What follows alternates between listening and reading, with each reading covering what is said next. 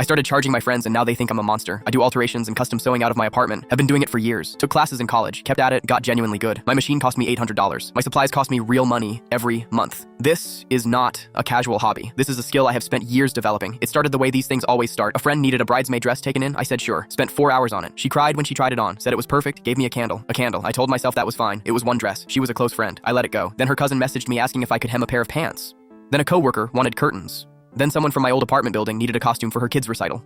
Word spreads fast when people find out you can sew, and word spreads even faster when they find out you'll apparently do it for free. Within 4 months, I had a queue of people asking for favors. I was spending entire weekends on other people's projects. I bought more thread, more fabric, more interfacing. I was going through supplies faster than I could restock them. I calculated one Sunday afternoon that I had spent close to $300 on materials for things I had done for free over the past 6 months. That was the moment I decided to start charging. I made a simple rate sheet, hemming $15, alterations starting at $25 depending on complexity, custom pieces quoted individually. I texted it to the people who'd been asking me for things. Friendly message, just letting you know I'm formalizing things going forward. My friend Jade responded within 2 minutes. She said, "Wait, you're going to charge me?" I said yes, same as I'd charge anyone. She said she thought we were friends. I said we are.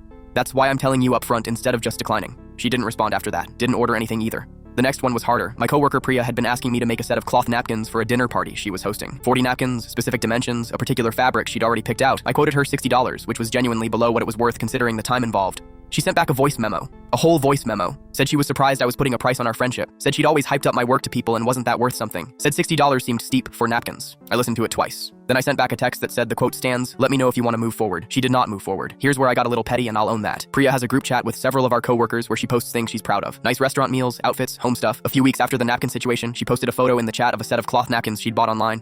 Said she'd found the most beautiful ones. I clicked the link she included. They were $85 for a set of 12. I didn't say anything in the chat, but I did screenshot it. Then my friend Dana asked if I could repair a leather jacket. The lining had come apart and one of the seams on the sleeve had split. Real work, not quick. I quoted $40. She said her last tailor had done something similar for 20. I said that's great. You should go back to them. She said they'd closed. I said I understood. My rate is $40. She said she'd think about it. Then 3 days later asked if I'd do it for 25 as a friend discount. I said no. She said I changed. Here's the thing, nobody tells you about being good at something. People don't value it until you make them. While you're giving it away, they assume it costs nothing because you let them believe that. The moment you correct that assumption, you become the difficult one. You become the person who's making things weird. You become changed. I had a conversation with my aunt about this. She's been a professional seamstress for 20 years. She laughed when I told her what was happening. She said every single person she knows who sews went through the exact same thing. She said the discomfort people feel when you start charging isn't about the money. It's about losing access to something they thought was free.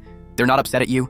They're upset at the situation. That helped me understand it better. It didn't make me change my rates. The people who paid me without complaining, who said thank you and meant it, who referred other paying customers to me, those people still get my full attention and my best work. One of them sent me flowers after I finished her wedding dress alterations. Actual flowers with a note. Everyone else can go to the dry cleaner on 5th Street. I have a waiting list now of 3 weeks. I raised my rates last month. Nobody who was already on the list complained.